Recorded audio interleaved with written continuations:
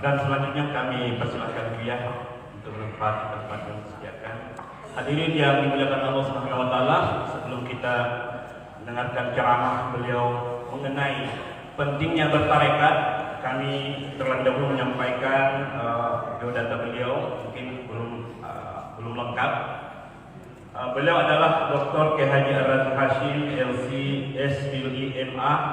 Beliau lahir di Payakumbuh 21 April 1986. Beliau menuntut ilmu dari SD sampai sanawiyah di Payakumbuh, kemudian di MAN Bukit Tinggi, kemudian S1 dan S3 sampai S3 di Universitas Islam Negeri Syarif Hidayatullah Ciputat. Beliau adalah dosen pasca sarjana di Institut Ilmu Al-Quran di Jakarta dan dosen ilmu kalam dan filsafat di Fakultas Usuluddin Ciputat. Pendiri dan pembina lembaga Ribat Nuraniyah. Ya, sekira kalau berbicara ribat ini terkait dengan tasawuf, dan kami sampaikan kepada Buya bahwa jamaah ya ingin mendapatkan pencerahan tentang tasawuf, bagaimana penguatan tentang tasawuf dan kebutuhan kita, ya terutama warga pasar Terong yang disebut sebagai pasar tertua di Kota Makassar, ada sejak tahun 1960, dan pasar ini terkenal karena dari pasar ini tersuplai bahan-bahan kebutuhan sampai ke 18 provinsi, bahkan ke timur-timur. Ya, dan tentu saja ya karena itu kami berharap jamaah sekian dapat diikuti dengan hikmat, memperhatikan dan mencermati apa-apa pelajaran yang akan disampaikan oleh Buya. Kami persilahkan dengan hormat.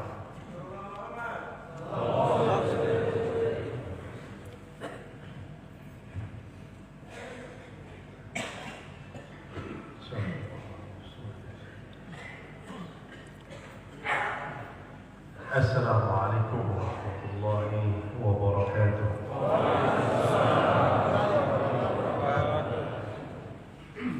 Alhamdulillahilladzi syarrafana bil isnad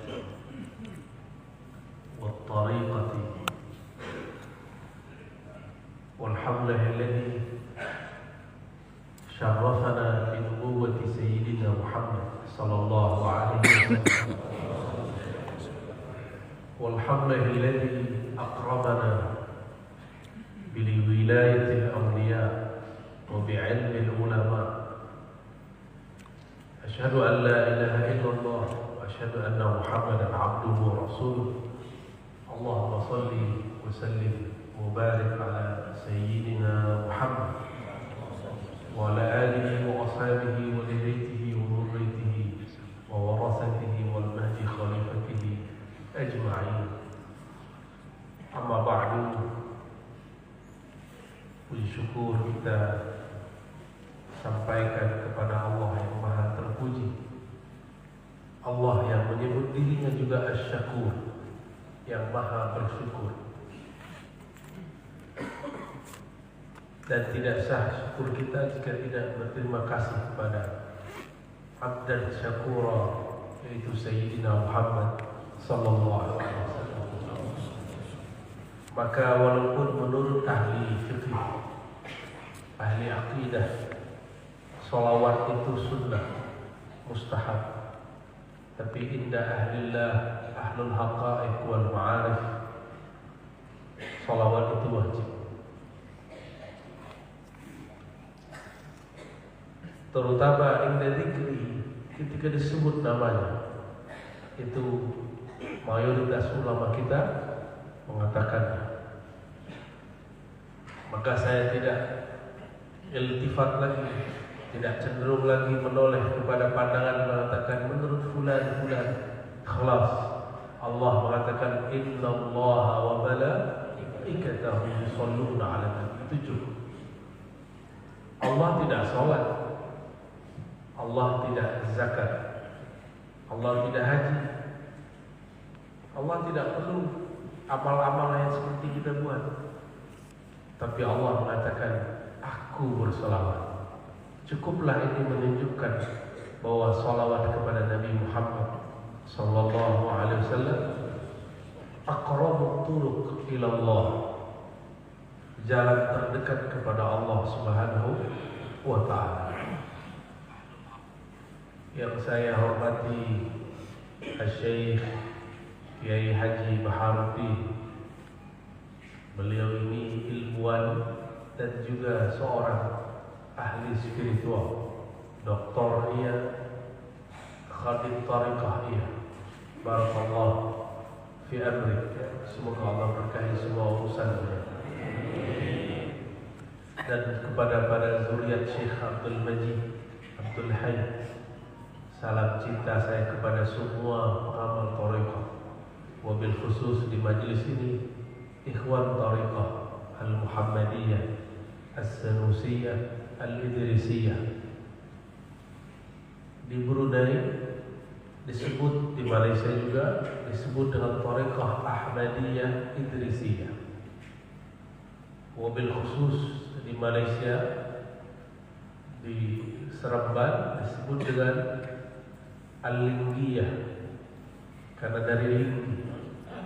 Dan Allah alhamdulillah izinkan kami al-Faqir berziarah kepada keluarga mursyid-mursyid, khadim-khadim tariqah al-Muhammadiyah di Linggi. Itu Syekh Ibnu Syekh Wali bin Wali Akhul Wali berkumpul di satu tempat. Bahkan saya lagi setelah itu ziarah kepada Syekh Jamaluddin namanya, pembawa awal daripada tariqah Muhammadiyah dan Norawiyah ke Malaysia. Ternyata di Makassar pun saya bertemu lagi, tapi yang membawa adalah Syekh Abdul Majid, ya. Semoga beliau dikuduskan Allah di alam sana. Qaddasallahu sirruhu, amin ya rabbal alamin. Al-Fatihah.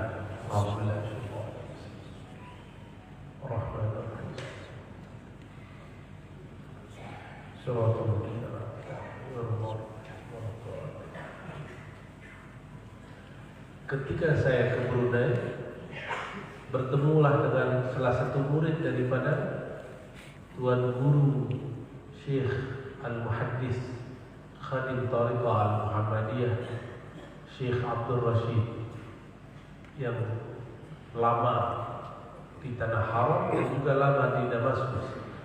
Maka beliau menyebut dirinya Damsyik, Dimashq. Ketemu dengan murid yang bernama Al-Habib As-Sayyid Muhsin. Ini masih di Jakarta ya.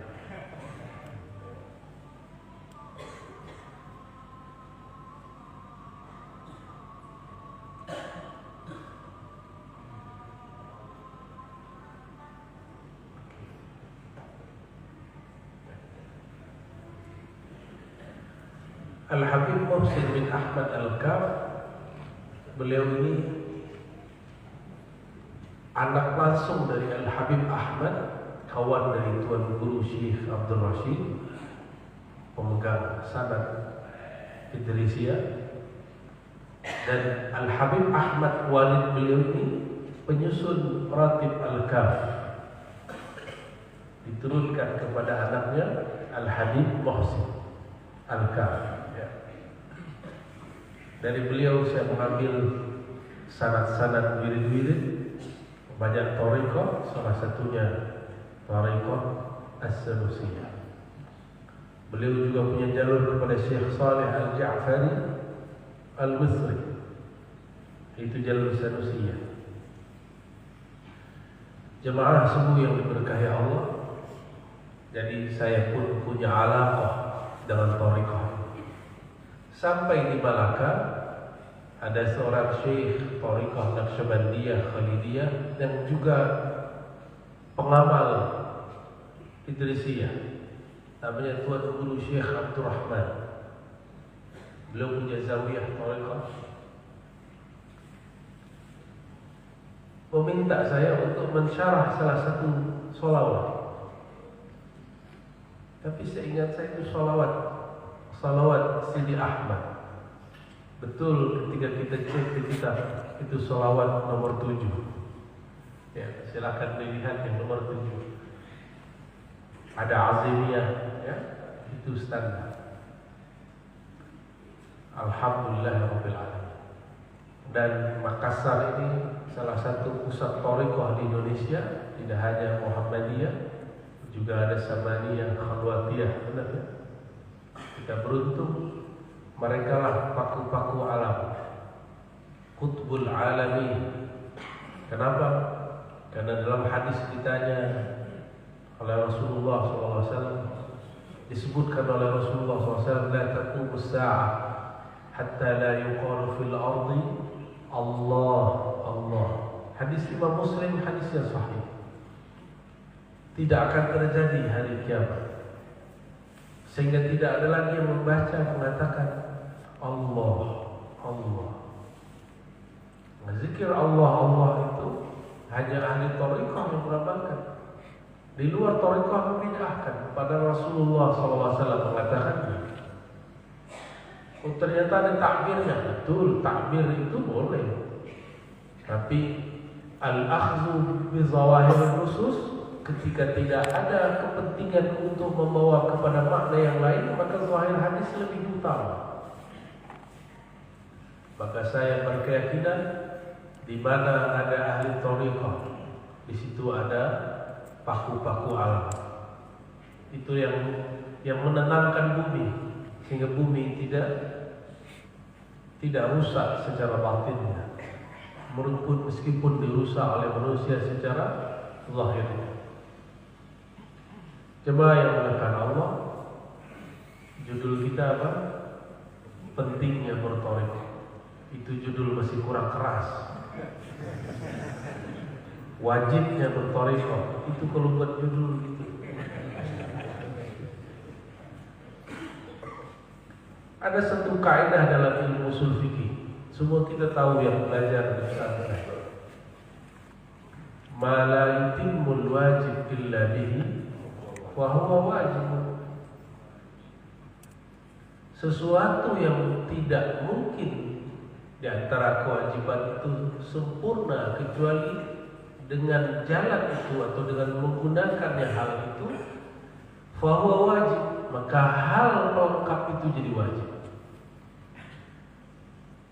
Berangkat ke Mekah sekarang harus punya paspor.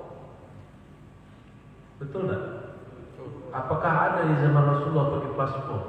Tidak ada. Maka sekarang menjadi wajib. Meskipun itu tidak wajib secara syar'i, tapi itu wajib menjadi alat. Sholat sahkah tanpa wudu? Tapi apakah setiap wudu wajib sholat? Kalau bapak ini wudu wajib sholat tak? Tidak. Tapi kalau mau sholat wajib. Al-aslu fil wudu mustahab.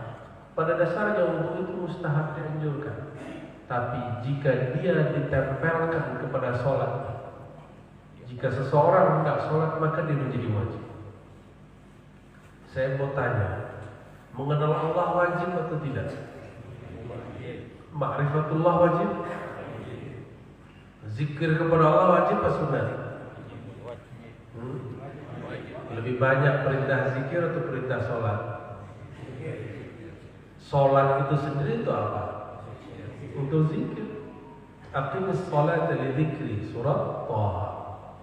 Dirikanlah sholat untuk berzikir. Dulu sewaktu kita kecil ada latihan sholat, benar kan? Tapi adakah kita yang berlatih zikir? Nah,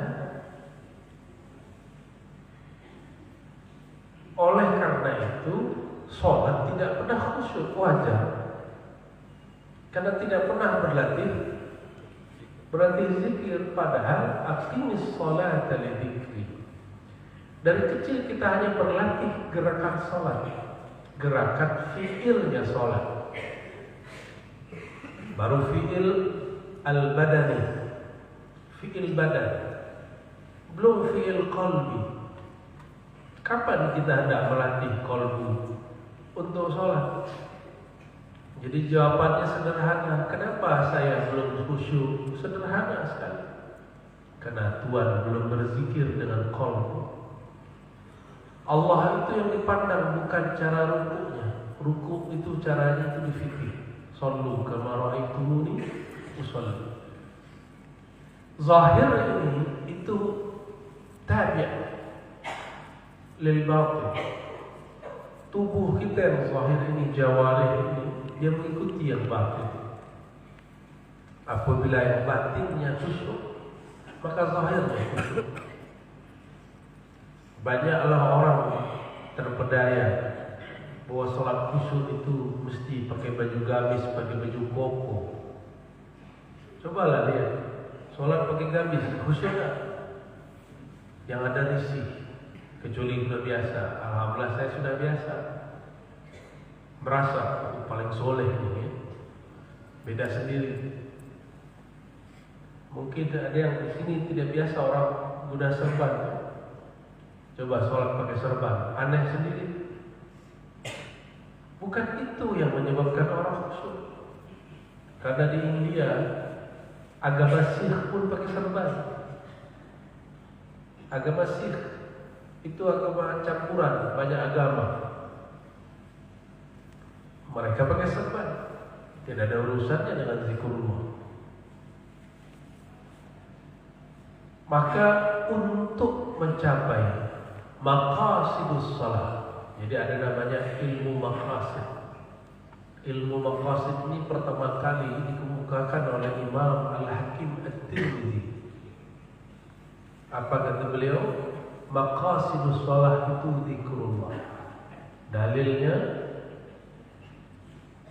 ya Musa, wahai Musa, innani anallahu la ilaha illa ana fa'budni wa aqimis salata li dzikri.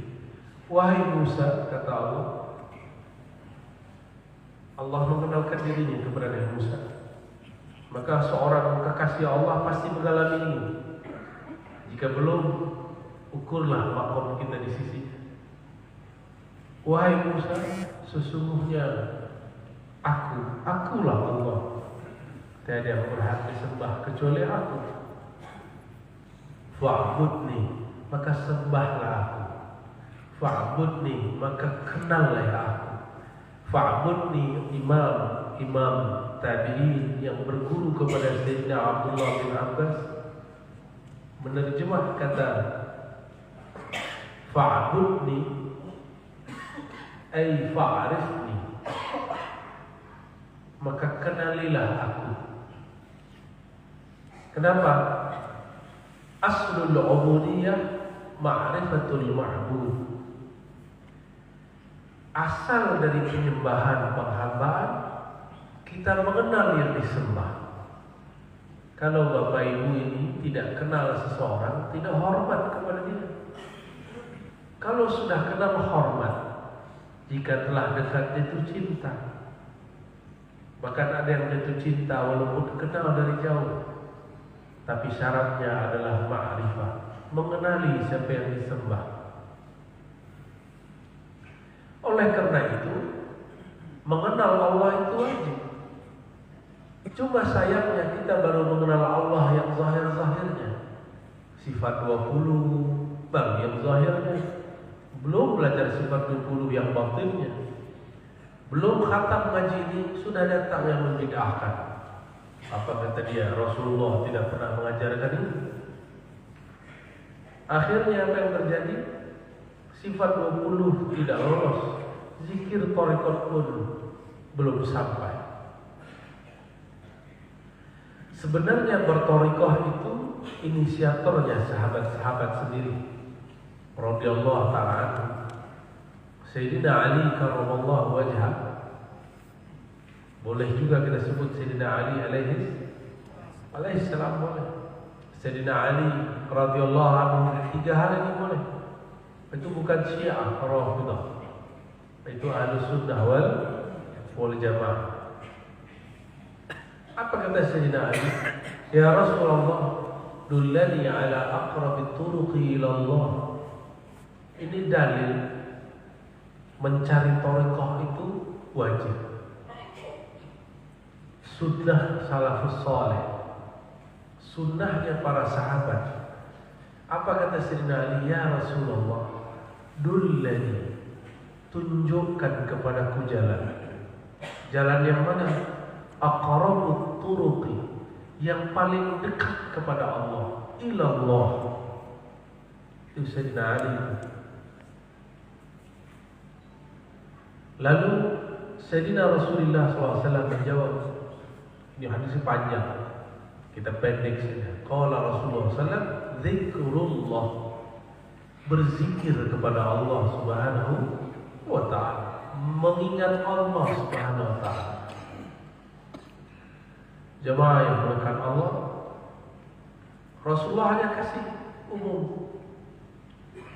Dalam riwayat hadis-hadis musalsal indah ahli hadis dan ahli turuq sufiyah, disebutlah salah satu kaifiatnya. Itu yang disebut talqin. Apa kata Sayyidina Ali? Ya Rasulullah, kalau zikrullah aku sudah tahu, tapi tekniknya bagaimana?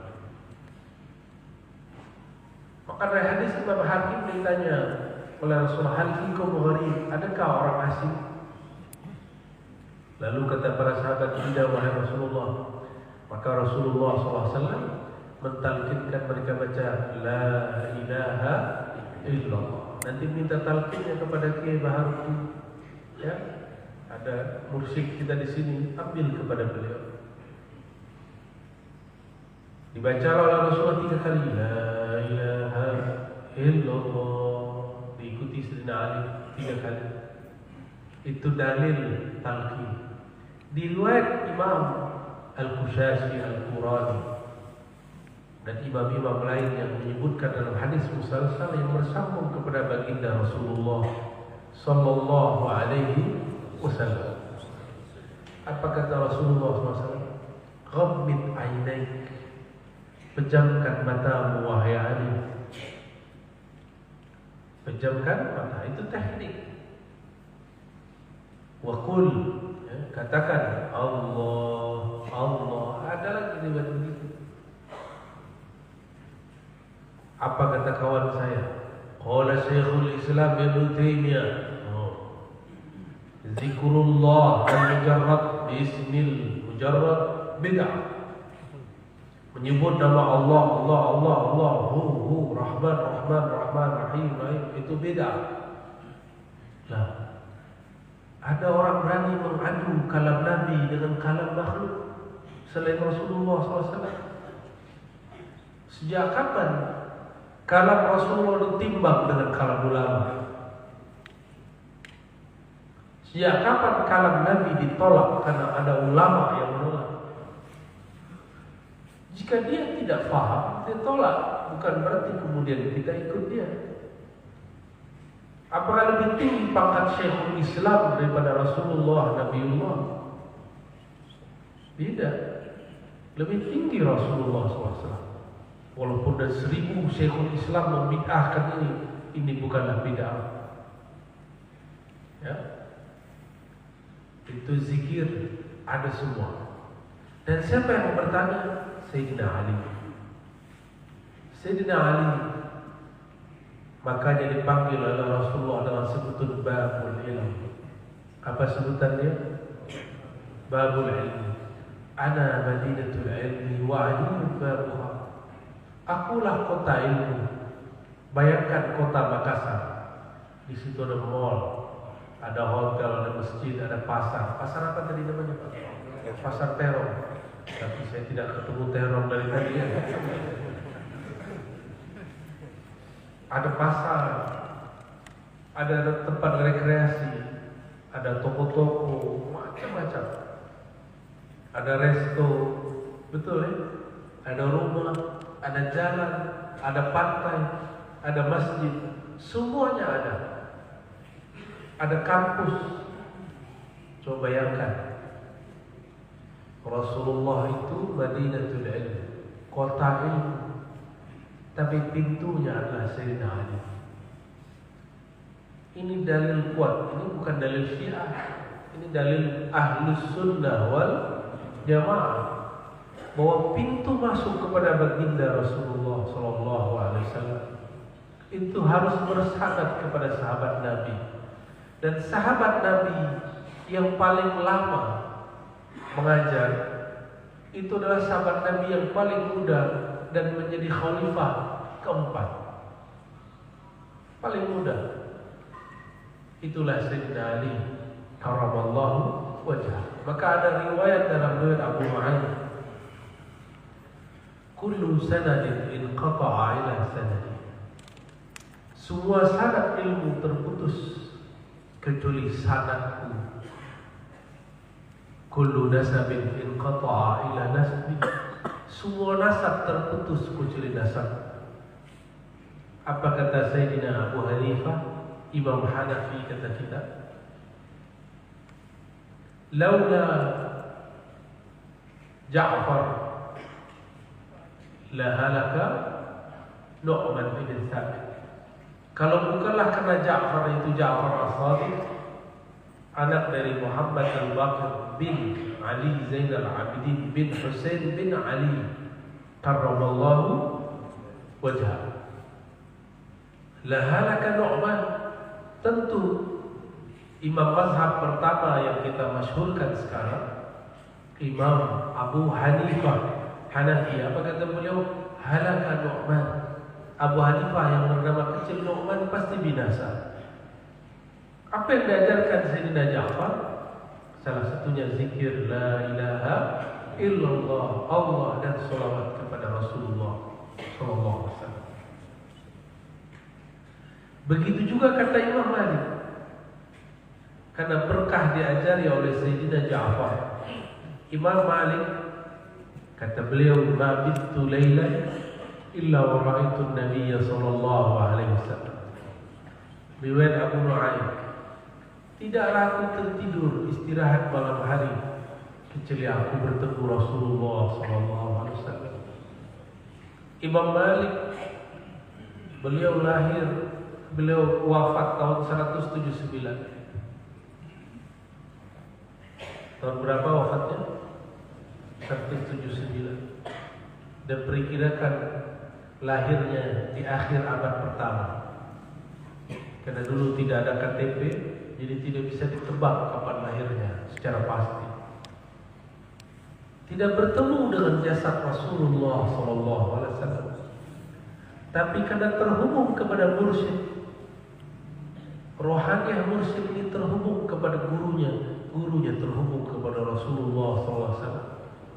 Maka sang murid yang bernama Malik bin Anas setiap malam bermimpi bertemu beliau sallallahu alaihi wasallam.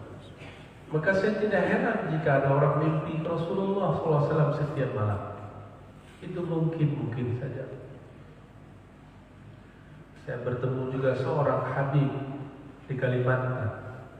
Dia punya anaknya mengaku hampir setiap malam bertemu Rasulullah SAW. Saya percaya. Tapi percaya ini tidak tambah rukun iman. Percaya wuku' bahwa ini mungkinul wujud, mungkinul wuku', mungkin terjadi. Secara ilmu akidah mungkin atau tidak? Mungkin. Kenapa ada orang menolak? Karena tidak lolos ngaji akidah. Apalagi yang sudah jadi kiai, tidak bertemu Rasulullah secara rohani. Fal tuhasib nafsak, hisablah dirimu. Tidak usah repot-repot untuk mengukur orang lain. Ada kiai tidak pernah mimpi ketemu Rasulullah sallallahu alaihi wasallam, atau dia pernah sekali-sekali lalu mengingkari orang yang berkali-kali. Apa kata dia? Halu. Tahu halu? Dia tidak lihat, dia tuduh orang lain halu. Itulah halu yang sebenarnya. Sungguh sayang, ya. Imam Ghazali di dalam Al-Munqiz Minad Dhalal mengatakan, ahlullah jika qalbunya sudah usul, mereka dapat izin yarawna rabbahum, bertemu Allah, ya. yarawna al-malaikah. Kalau di teks itu kalimatnya yarawna arwahal anbiya wal malaikah, bukan roh. Mereka diizinkan melihat arwah-arwah yang sudah wafat, para nabi, para malaikat. Itu mungkin. Dalilnya adalah sahabat-sahabat Rasulullah SAW. Sahabat Abdullah bin Abbas 2 kali bertemu Jibril. Apakah Sayyidina Abdullah seorang nabi? Tidak. Maka liqa'u Sayyidina Jibril la yaqtadi nubuwah. Pertemuan dengan Sayyidina Jibril bukan berarti nabi. Apakah Sayyidina Jibril tidak turun lagi? Masih turun. Tapi turunnya tidak bawa wahyu. Wahyu sudah selesai. Jadi kalau ada orang Makassar ngaku dapat wahyu dari Sayyidina Jibril, ini orang Makassar dapat prestasi, ada nabi di Makassar. Nabi keberapa itu? Di Jakarta sudah ada nabi ke-26, Ahmad Musodeh. Di sini ada lagi. Ada lagi nabi ke-27.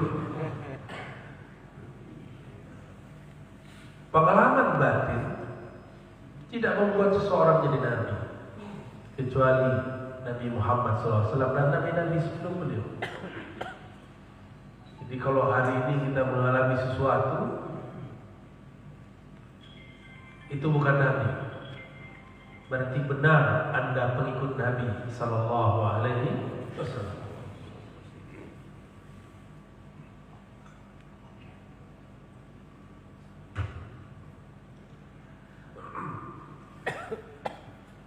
Mau ada tanya jawab kan? Langsung aja ya. Langsung aja dulu ya. Nanti biar diatur oleh beliau itu. Bagian terakhir sebelum ada diskusi. Seorang sahabat datang kepada Rasulullah SAW. Jadi ternyata sahabat-sahabat ini cerdas. Kalau datang kepada baginda Rasulullah SAW, beliau-beliau itu bertanya jalan paling mudah kepada Allah. Kata seorang sahabat Nabi radhiyallahu taala anhu, "Wahai Rasulullah,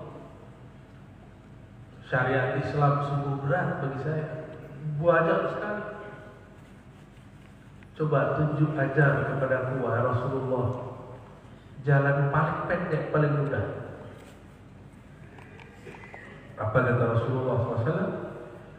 La yazalu lisanuka ratban bidzikri. Hendaklah senantiasa lisanmu basah menyebut nama Allah. Lisan itu terbagi dua. Bahkan beberapa ulama bagi lagi jadi tiga. Ada lisan badan, ada lisan akal, ada lisan qalbi. Lisan badan ini dia untuk mengecap rasa dan untuk berkata-kata. Sedangkan lisan yang akal untuk mempertanyakan sesuatu. Jadi kenapa orang-orang kita kritis? Karena dia punya lisan akal. Dan yang ketiga ada lisanul qalb. Lisan qalb. Lidah dikunci, mata dipejam, tapi di qalbu kok ada yang berbicara.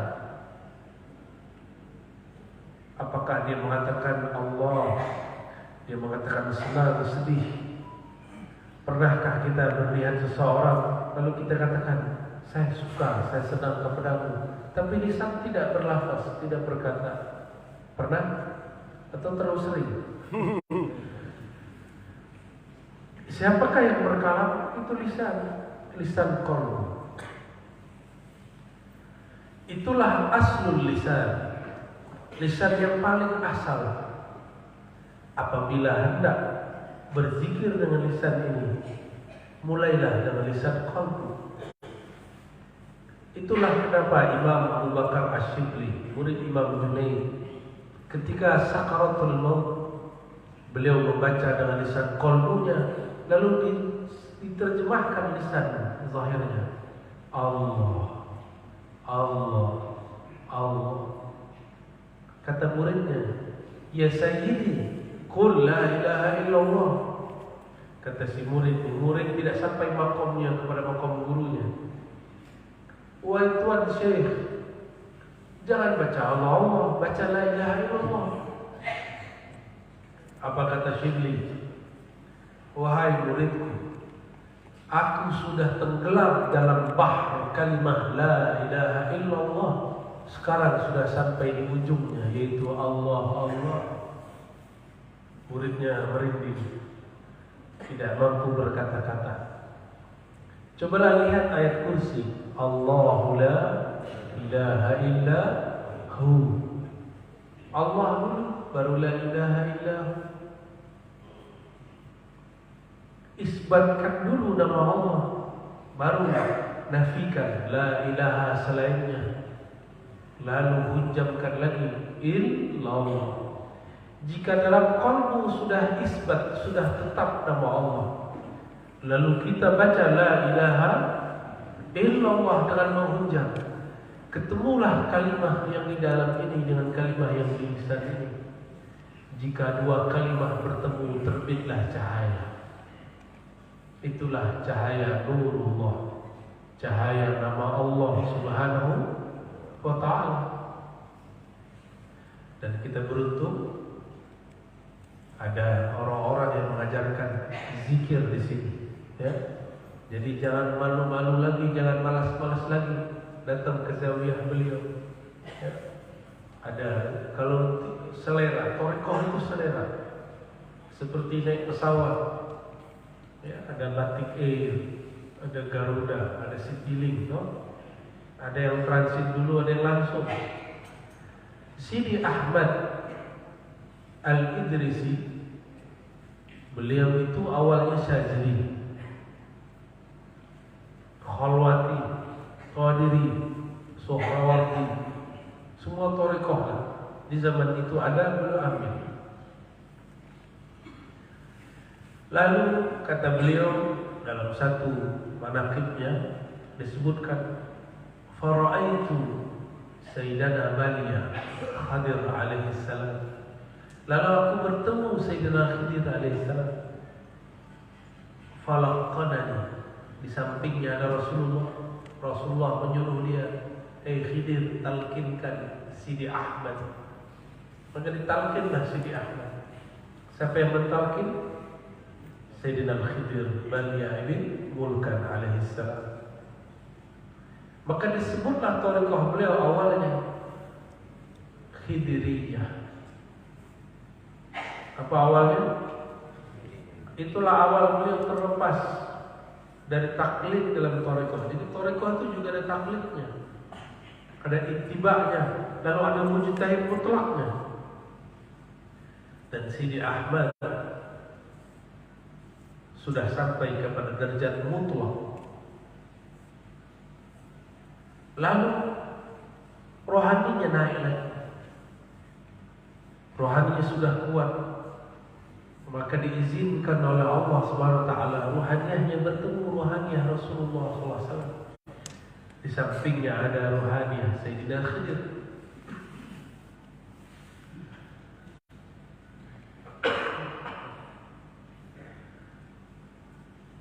Falaqanani Rasulullah SAW, kata Sidi Ahmad.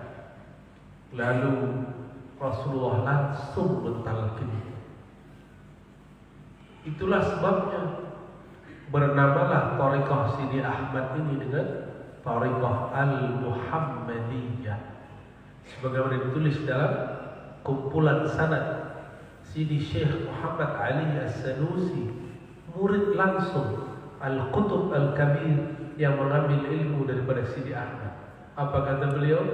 Guruku Sidi Ahmad menyebut thariqah ini boleh disebut Ahmadi, boleh disebut Muhammadi, boleh disebut Khidri. Tahun lalu ketika saya mendeklarasikan itu di hadapan jamaah, rekamannya dipotong-potong oleh orang thariqah juga, yang kemudian tidak percaya bahwa itu ada. Apa kata saya dulu? Saya melemburkan semua thariqah saya kepada Al-Muhammadi. Al-Muhammadi berarti ruhnya bersambung kepada Rasulullah Sallallahu Alaihi Wasallam.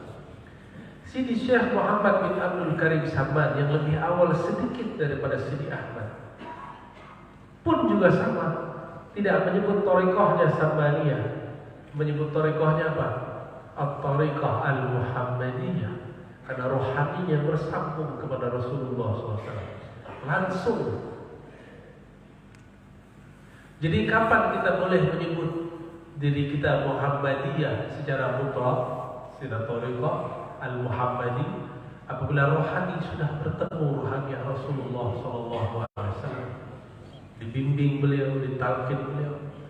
Proteslah kawan kita, Ustaz, kata orang Makassar, Ustaz,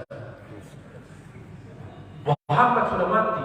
Kurang ajar juga nih orangnya. Kalau Umar hidup, kau dipenggal itu. Untung Sayyidina Umar sudah wafat. Tahukah kita ayat ini? Pasti sudah tahu. Wala taqulu liman yuqtalu fi sabilillahi amwat.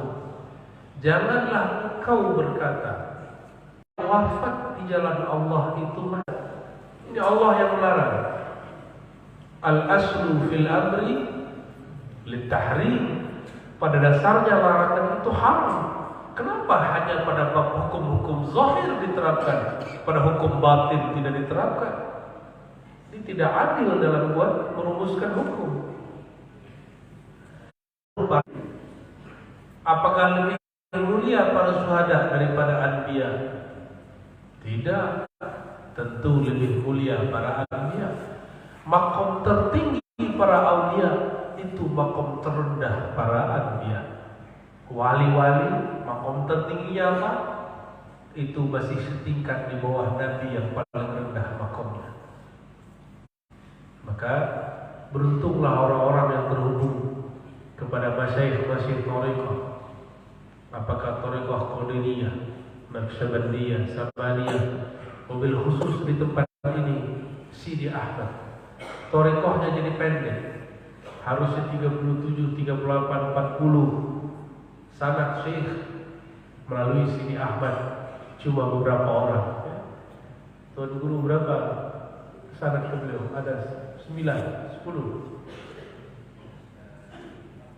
14. Dan dahsyatnya Thariqat Idrisiyah itu kebanyakan hadir thariqahnya orang-orang alim, kebanyakan minimal alim fil qulub, ya, qalbunya. Allahumma shalli wa sallim wa barik ala sayyidina Muhammad. Barangkali itu silakan jika ada muzakar. Allah.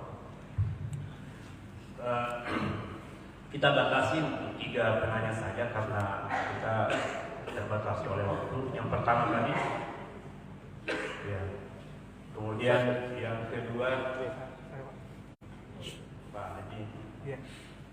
Yang ketiga, perempuan tadi di Mahat ada 1. Ada? Oh ada. Padahal mohon di tempat to the point saja. Assalamualaikum warahmatullahi wabarakatuh. Buya, para tokoh masyarakat, alim ulama yang sudah hadir pada kesempatan ini. Pertanyaan masih 3 kali saya mengikuti secara fisik, tetapi alhamdulillah bisa mendengar kajian tadi melalui dunia maya. Saya salah seorang penggemar ya. Alhamdulillah kita bisa ketemu secara fisik. Ada hal yang sangat memberikan saya kekhawatiran, malah yang kemarin disampaikan di Jirai. Karena saya ini backgroundnya Buya, backgroundnya ilmu pertanian. Tetapi saya mencoba menyuarakan sekarang,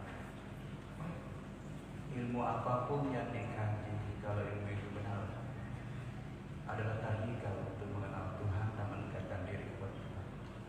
Jadi saya orang pertanian, saya coba mencari Tuhan dan mengenal Tuhan melalui ilmu pertanyaan saya.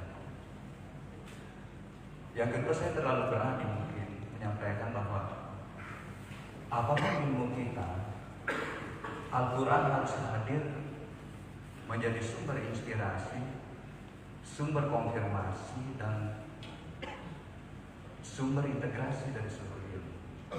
Apakah mungkin analog tadi yang disampaikan, karena saya coba suarakan sekarang bahwa kehebatan manusia ketika dia memiliki 3 kesadaran. Yang pertama adalah kesadaran faktual indera, tadi mungkin itu bahasa lisan itu. Kemudian kedua adalah kesadaran ilmiah rasional. Nah mungkin mudah-mudahan analog dengan kata kalbu, kemudian harus memiliki kesadaran spiritual. Ketiganya ini kalau menurut saya harus hadir bersama untuk menghadirkan suatu pemikiran yang hebat. Yang terakhir, tolong saya dikoreksi. Kalau saya menggunakan Al-Quran untuk menjadi motivasi minimal untuk diri saya, apakah keliru? Misalnya, saya katakan sekarang, potensi dasarnya manusia hadir di permukaan bumi ini sama. Karena semuanya kita berasal dari satu titik di biologi yang disebut dengan stem cell atau simbol. Kemudian itu kan ruh dari Tuhan yang sama. Sehingga saya katakan begini, yang membedakan nanti kemampuan kita untuk memanfaatkan sama wal basar wal quwwah. Jadi saya bukan dari ketiga, tapi saya katakan potensi dasarnya manusia sama. Tolong saya dikoreksi Pak Buya kalau saya keliru. Jadi saya gunakan ayat untuk memberikan motivasi kepada umat bahwa Anda semua orang hebat, semua memiliki sifat jujur, tetapi tidak mungkin maha jujur. Makin banyak sifat melihat Tuhan di Al-Quran, makin hebat lagi. Tolong dikoreksi Pak, kita ini terlalu berani dengan pertanyaan itu. Bagaimana mencoba mengkaji Al-Quran secara tekstual. Assalamualaikum warahmatullahi wabarakatuh. Mungkin saya lanjut ke pertanyaan penanya selanjutnya. Silakan. Bismillahirrahmanirrahim. Assalamualaikum warahmatullahi wabarakatuh.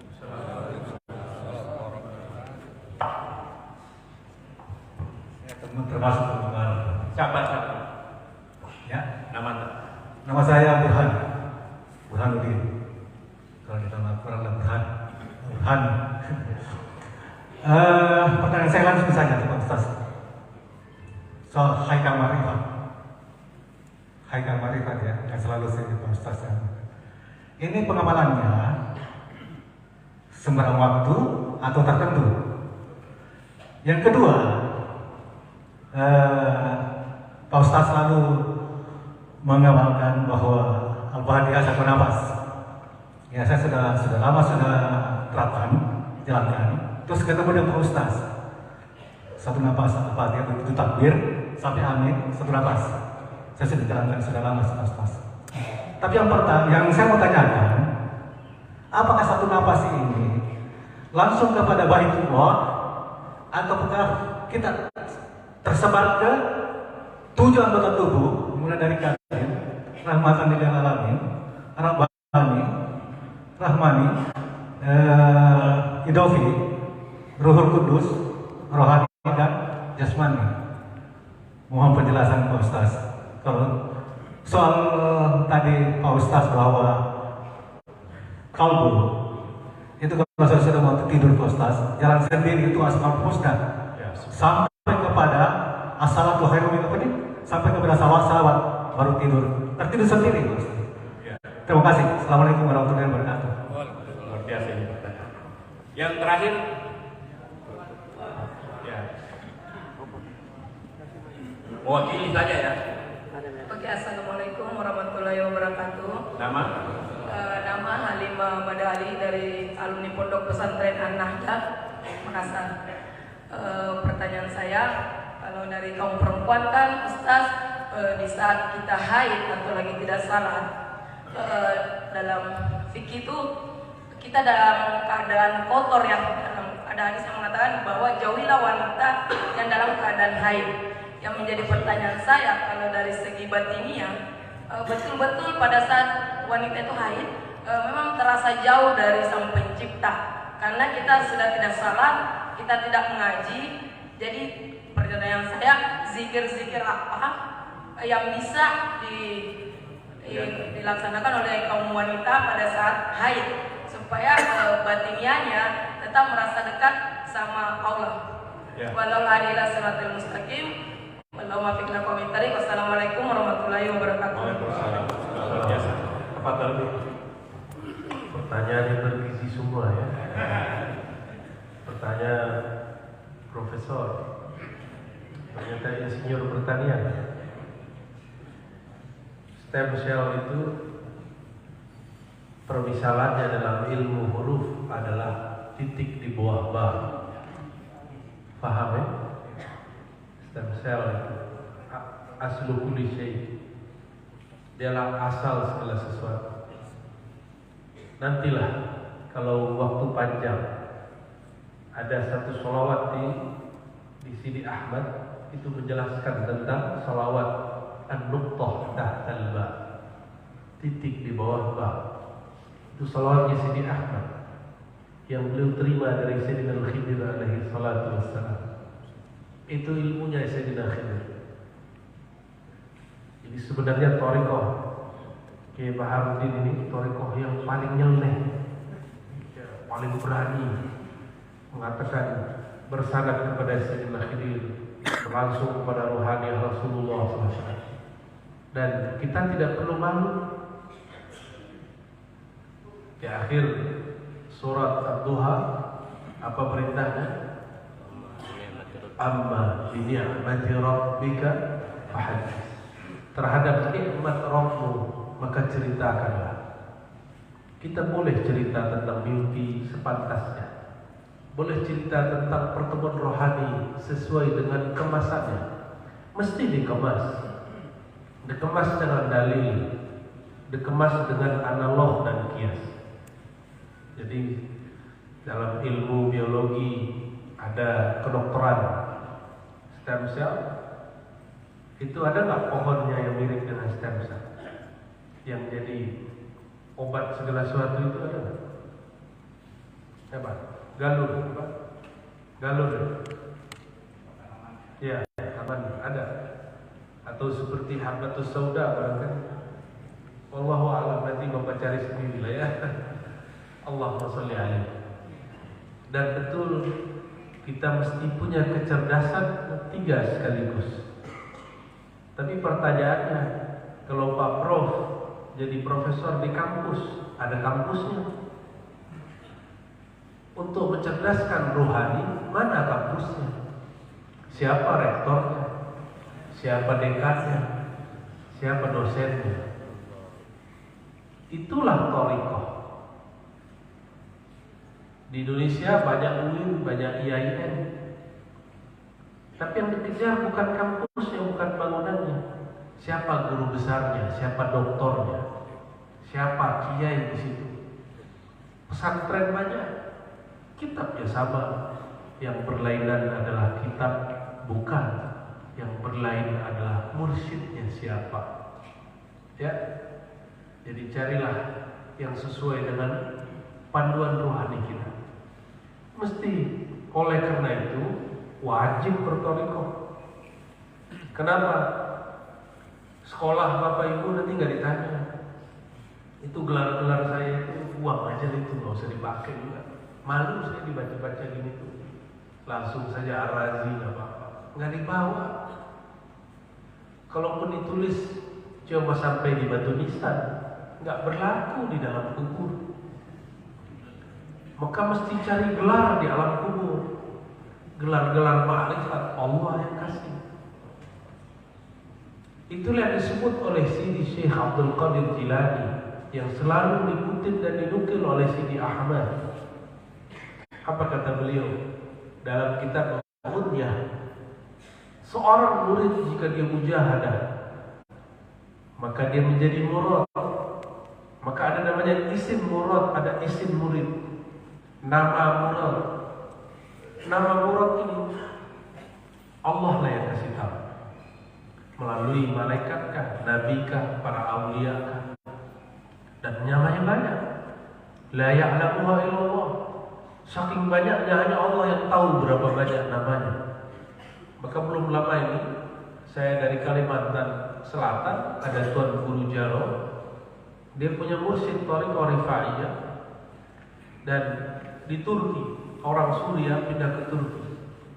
Kita video call, itu mursyidnya menunjukkan ada nama-nama sekitar 100 nama Sidi Ahmad Ar-Rifai yang tertulis di kitab, lalu dibuatkan kaligrafi besar. Ada nama-nama, itu nama di alam sana. Oh, doktor saya nggak laku, jadi nanti Bu Karnaken nggak berani, "Iya dokter, kamu tamat di mana? Dalam negeri, luar negeri? Sudah khatamkah Kutub Sittah?" Nggak tanya. Ya, kamu mursyid Thariqah apa? Nggak ditanya. Pertanyaannya apa? Man Rabbuka? Siapa Rabbmu? Apa kata Imam Sya'rani?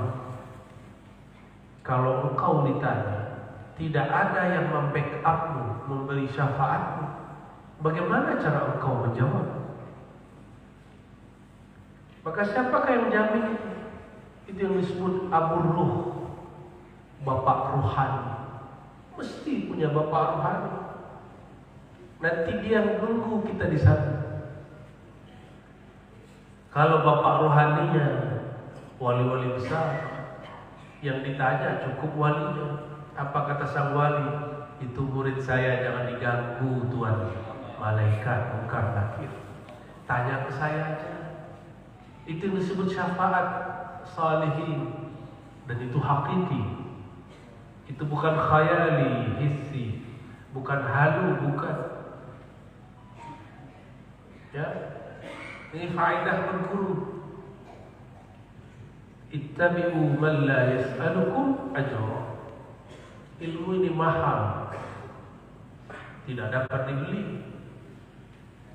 Seandainya mau Pak Prof dari S1 sampai S3 udah habis berapa puluh juta atau ratusan juta Pak Prof, ratusan juta barangkali untuk biaya penelitian, untuk ini, telat bayar segala macam. Kita ini kalau mau bayar-bayar 1 talqin 1 juta, saya jadi konglomerat di Indonesia. Karena yang minta talqin banyak dari mana-mana. Tapi ittabi'u man la yas'alukum ajra. Kami ditegur oleh Allah. Ikuti orang yang tidak bertarif, yang jika diberi tidak menolak, tapi tidak menarik. Tidak boleh mentarifkan nama Allah, karena nama ini berat, lebih berat daripada semua harta yang dimiliki orang kaya di Indonesia. Jadi jangan kau hargai gurumu dengan mahar-mahar, tapi tahadu, saling berbagi hadiahlah, engkau akan saling mencinta. Ya. Guru memberi hadiah ilmu, kita beri hadiah beliau fasilitas. Seperti itu sikap berguru. Bahagiakan dia di dunia, dan tidak akan berkata, "Ya Rabb, dia telah menyokongku mengajarkan namamu, dia telah membantuku mengenalkan engkau kepada makhluk Allah." Itu murid-murid pejuang akan didahulukan oleh gurunya. Jadi harus punya guru. Oh, saya bisa sendiri, coba aja bisa sendiri. Saya sudah ketemu orang 70 tahun umurnya, katanya alim baca kitab, tapi hatta al-yawma ya'rif kaifa yadhkurullah. Sampai sekarang dia nggak tahu cara zikir yang sebenarnya. Karena lisannya akan keluh. Orang stroke bisa nggak baca nama Allah? Nggak bisa. Ya nggak bisa. Nunggu stroke, nunggu badan ini lemah sebelah atau lemah semua. Jangan ditunggu lagi. Segera cari yang mengajarkan zikir, tidak hanya dengan lisan ini lagi, tapi sudah mengajar dengan qalbu dan rohani. Seandainya nanti nasib sebagian bapak-bapak ini separuh badannya lemah, tapi qalbunya tidak lemah, ya, jadi nggak usah khawatir. Dunia itu seperti itu. Di dunia ada bapak jasmani, maka di sana harus ada bapak rohani. Bapak jasmani yang tanggung hidup kita di dunia, bapak rohani yang tanggung hidup kita di akhirat. Dan hakikat bapak rohani adalah Sayyidul Anbiya, Sayyidina Muhammad sallallahu alaihi wasallam. Nomor 2 tadi apa?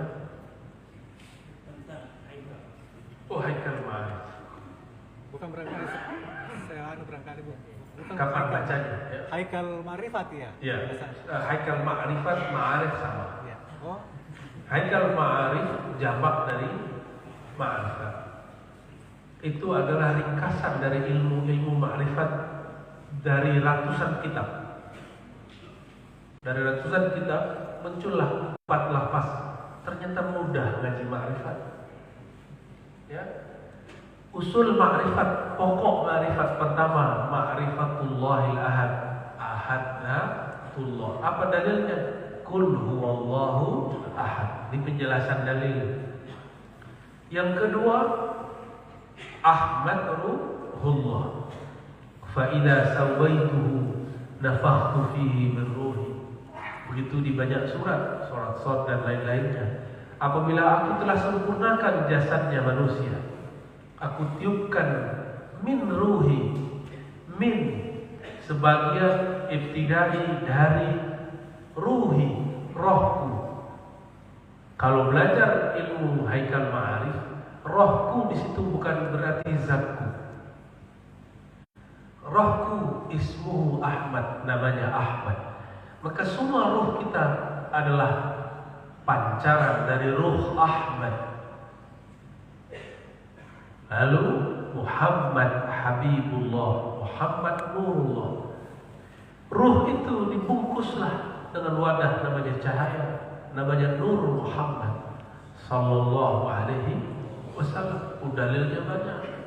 Allahu nurus samawati wal ardh, mathalu nurihi kamishkatin fiha misbah. Sudah kita syarah kemarin pagi di Masjid Raya, ya. Tapi semoga suaranya tidak jelas. Karena itu ilmu amsal agak rumit kalau didengarkan rekamannya, mesti hadir langsung. Ya. Karena di dalamnya ada tafsir amsal dan tafsir isyari. Lalu yang terakhir, Nabi SAW mengatakan bahwa nanti di akhir zaman akan muncul Al-Mahdi. Siapakah dia? Min waladi Fatimah. Dia keturunan zuriat Nabi SAW dari jalur Fatimah. Ismuhu ismi. Isimnya isimku. Isim itu nama rohani, apapun lah, bukan nama KTP. Itu sama dengan namaku. Isim bermakna ketinggian rohani, manzilah rohani, tanda-tanda rohani. Maka itulah puncak daripada ma'rifat akhir zaman. Saya tidak tahu apakah kita nanti akan bersua dengan beliau, Al-Imam Al-Mahdi. Siapa yang dipanjangkan umurnya, semoga Allah bimbing supaya tidak salah. Ada yang salah nanti menganggap Ad-Dajjal sebagai Al-Mahdi.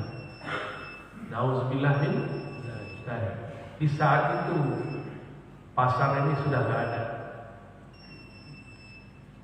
Itu Dajjal bisa berkalam dengan alam. Dia katakan hujan, dia katakan berhenti hujan. Di saat itu keluarlah Al-Masih Isa bersama Al-Imam Mahdi.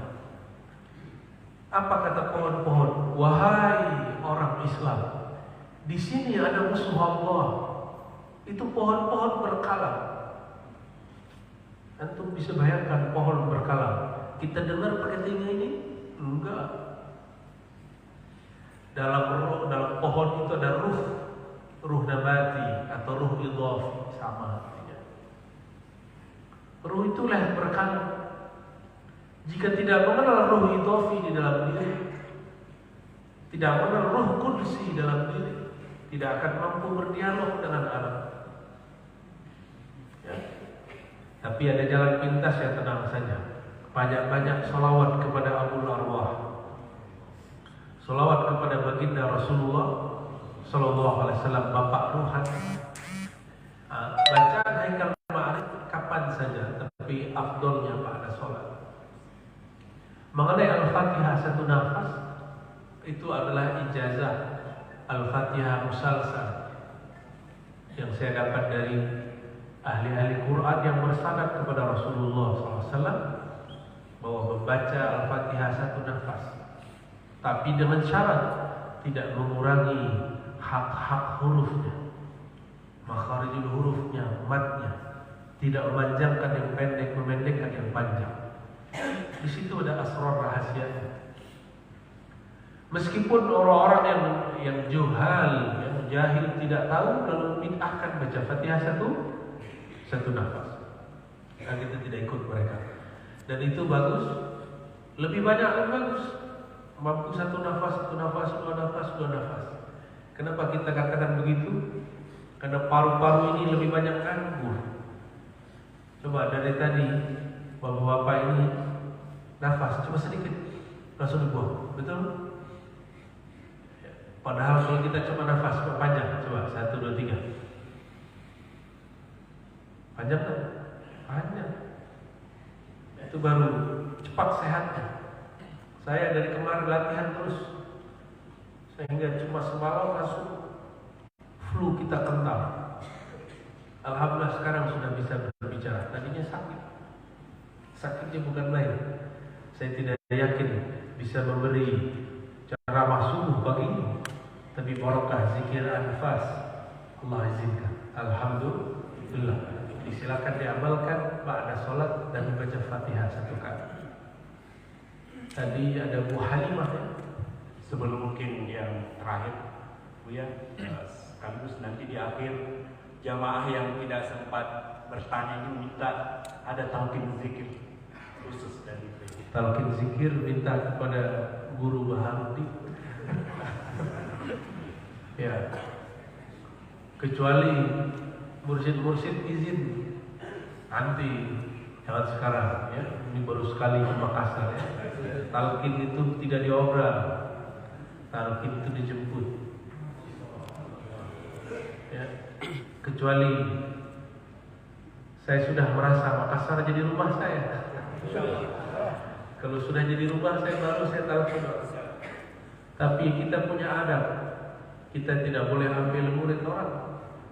Maka saya tidak membaiat, tapi hanya mentalqin. Karena baiat si jamaah mesti ikut meninggalkan mursyid yang lain. Tapi kalau talqin saja tanpa baiat boleh. Ya, nantilah kalau saya datang lagi. Ya. Insya Allah nanti ambil saja dari beliau jauh-jauh. Karena beliau tidak masuk YouTube terus antum tidak mau talqin ya? Jangan begitu ya. Talqin itu otoritas, hak yang diberikan oleh ahli talqin sebelumnya. Dari ahli talqin terus bersambung kepada Rasulullah SAW. Maka ambil dari mursyid. Nanti setelah ambil dari beliau baru boleh ambil dari saya. Ya, namanya tabarruk, mengambil berkah. Kalau mau suluk, mau khalwat boleh, baru namanya murid, bukan tabarruk. Gitu ya, untuk talqin sabar, jangan nafsu di talqin. Zikir itu suci, nafsu itu kotor. Jika kita bernafsu untuk talqin, rasanya hampa.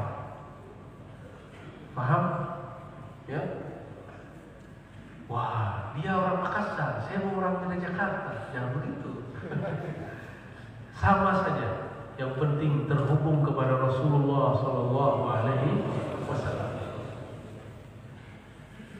Pertanyaan tadi dari Bu Halimah ya. Ternyata santri juga, alumni pesantren An-Nahdhah ya. Saya jawab dengan riwayat hadis Nabi. Abu Hurairah dan Abu Sa'id Al-Khudri sedang junub. Orang dulu junub jalan-jalan, belum mandi karena air sulit. Ketika jalan-jalan, ketemu baginda Rasulullah SAW. Rasulullah biasa tangannya dahulu. Nah, ini Rasulullah. Kalau kita kan enggak, dia siapa. Beda faham sedikit cuma karena masalah jingkrang tidak jingkrang sudah tidak assalamualaikum. Betapa tidak sunnahnya kita. Cuma beda thariqah sudah tidak salam. Cuma karena jenggotnya tidak panjang kita tidak salam. Cuma karena dia baca Sayyidina kita tidak salam. Mana sunnah Nabi-Mu? Nabi Muhammad SAW ketika keluar bertemu tidak tanya dulu kamu salafi atau wahabi, kamu coba tabligh atau thariqah, tidak tanya dulu. Tidak ada, karena dulu belum ada itu. Nabi langsung tangannya baca salam, lalu tangannya dikeluarkan. Apa kata Abu Hurairah?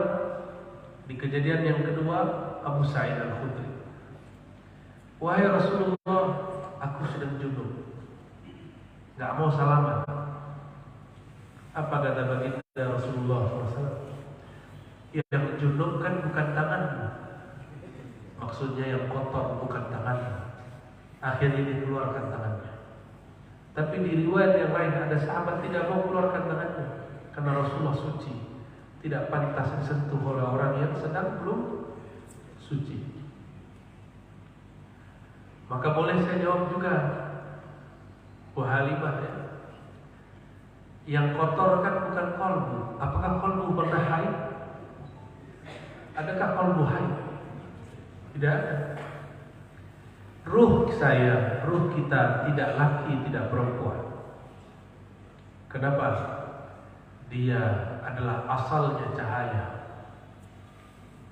Dia, ruh itu di atasnya malaikat. Malaikat itu nur. Malaikat itu juga punya ruh yang sama dengan kita. Tubuh malaikat, tubuh cahaya. Tubuh kita, tubuh turabi, tini, tanah. Yang haid itu tubuh tanah. Sedangkan rohani tidak pernah haid. Jadi adakah zikir selama haid? Ada. Zikir-zikir selain Quran, selawatkan, lafaz-lafaz zikir maksuratkan. Dan yang paling penting zikir khafi, zikir qalbu. Maka pelajari zikir qalbu. Jika qalbu tidak dipelajari di pesantren, tidak ada juga di UI di IAIN. Coba tanya orang UI di IAIN, tidak ada zikir qalbu. Walaupun doktornya 10 kali tidak akan dapat zikir qalbu. Ya. Zikir qalbu mesti belajar kepada dokter rohani, ahli zikir. Barangkali itu sudah 6:30. Ya. Semoga bermanfaat. Semoga yang hadir diberkahi Allah SWT.